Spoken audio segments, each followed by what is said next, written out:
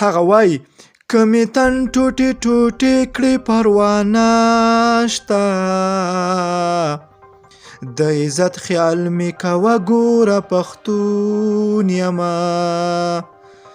په سلامونو مو هرکلی کوم دوستانو، خدای دې وکړي چې جوړ او روغ اوسئ. د مطلب د شریکېدو نه مخکې دغه ویډیو را سره تر پای وګورئ چې امرالله صالح بیا څنګه ټویټ کړی د پاکستان پر ضد باندې.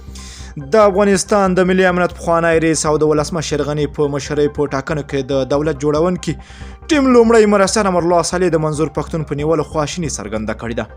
صالح په خپله ټویټري پاڼه دی لیکلی دی چې منظور پښتون د نیول کېدلو په غبرګون کې لیکلی دی چې په بندخونه کې د منظور پښتون له خندا ارامتیا ډک او د پاکستاني ریاست د پولیسو د ویرې او ترس انځورونه ولیدل. هغه وړاندې وایي دغه انځورونه تاریخ راخیستي، دغه انځورونه چې د 1901 کال ښودنه کوي چې 1901 کال کې د بنګلادیش له پاکستانه جلا شو، چې دلته د امرالله صالح اشاره د لوی پښتونخوا خپلواکي ده. صالح په خپل ټویټ کې وړاندې د منظور پښتون څخه د هغه ملاتړ خبر ورکړی ده او ویلي دی چې نوموړی دې ژره تر ژره له زندان څخه خوشی کړی شي. کال وړاندې هم همدا ورځ امرالله صالح د پاکستاني ریاست پر ضد ټویټ پیغامونه خپاره کړي وو چې لوی کړکېچ رامنځته کړی و.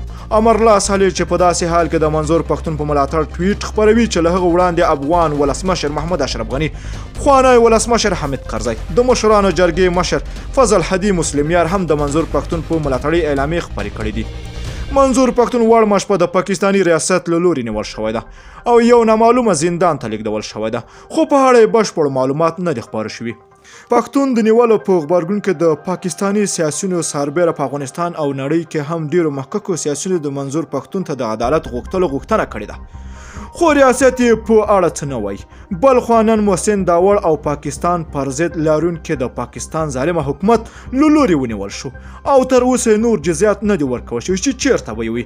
بل خوا علي وزیر په یو ویډیوي پیغام کې ویلي چې زه نیول شوی نه یم او په ټول پښتانو غږ وکړ چې خپلې مبارزې ته ادامه ورکړي او ماته دې نه مني او ماته تشویش مه کوئ او زه په امن ځای کې یم. خدای دې وکړي دوستانو چې دا درې وړې مخکښې څېرې بیرته راخوشې شي.